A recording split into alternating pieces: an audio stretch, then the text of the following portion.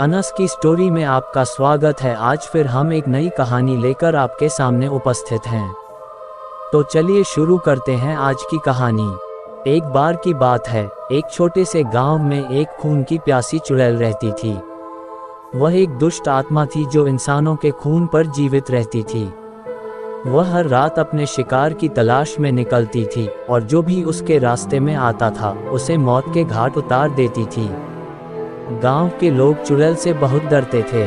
वे रात में अकेले बाहर नहीं निकलते थे और वे हमेशा अपने घरों के दरवाजे और खिड़कियां बंद रखते थे। लेकिन चुड़ैल बहुत चालाक थी। वह अक्सर लोगों को धोखा देकर उनके घरों में घुस जाती थी। एक दिन एक युवा लड़की जिसका नाम मीरा था अपने घर से दूर टहल रही थी जब उसे चुड़ैल दिखाई दी। चुड़ैल ने मीरा को देखा और उसे अपना अगला शिकार बना लिया। चुड़ैल ने मीरा को अपने जादू से अपने नियंत्रण में कर लिया। वह मीरा को अपने जंगल में ले गई और वहां उसने उसे मार डाला। फिर उसने मीरा का खून पी लिया। मीरा की मौत से गांव के लोग बहुत दुखी हुए। उन्होंने चुड़ैल को मारने का फैसला किया। उन्होंने एक जादूगर को बुलाया और उसने चुड़ैल को मारने के लिए एक जादू का मंत्र बनाया। जादूगर ने चुड़ैल को मारने के लिए जादू का मंत्र पढ़ा। मंत्र ने चुड़ैल को अपने असली रूप में बदल दिया।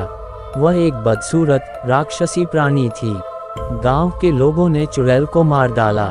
उन्होंने उसकी लाश को जंगल में जला दिया। चुड़ैल के मरने से गांव के लोग खुश हुए। वे अब सुरक्षित थे।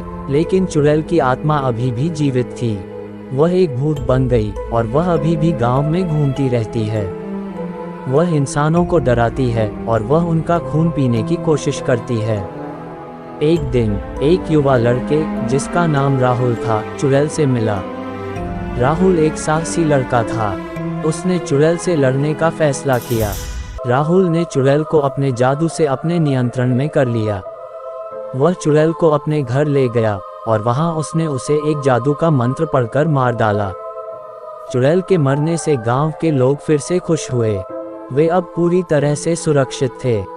इस कहानी से हमें ये सीख मिलती है कि बुराई हमेशा जीत नहीं पाती है। अगर हम साहसी हैं और बुराई से लड़ते हैं तो हम उसे हमेशा हरा सकते हैं। राहुल ने चुड़ैल को मारने के बाद उसने उसकी लाश को जंगल में नहीं जलाया। उसने उसे अपने घर के तहखाने में छिपा दिया। वह चुड़ैल की आत्मा को अपने नियंत्रण में रखना चाहता था। राहुल ने चुड़ैल की आत्मा को अपने अधीन करने के लिए एक जादू का मंत्र बनाया। मंत्र ने काम किया और चुड़ैल की आत्मा राहुल के वश में हो गई। राहुल ने चुड़ैल की आत्मा का इस्तेमाल अपने लिए करने के लिए किया।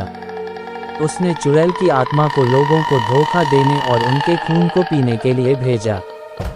गांव के लोग राहुल की करतूत से अनजान थे। वे सोचते थे कि चुड़ैल मर चुकी है। एक दिन एक युवा लड़की जिसका नाम रिया था राहुल के घर गई। उसने राहुल को चुड़ैल की आत्मा के बारे में बताया। रिया ने राहुल को चुड़ैल की आत्मा से छुटकारा पाने के लिए कहा। राहुल को रिया की बातों पर विश्वास हो गया। उसने चुड़ैल की आत्मा को अपने नियंत्रण से मुक्त कर दिया। चुड़ैल की आत्मा ने राहुल को धोखा दिया। उसने राहुल को मार डाला और फिर वह गांव में फिर से घूमने लगी।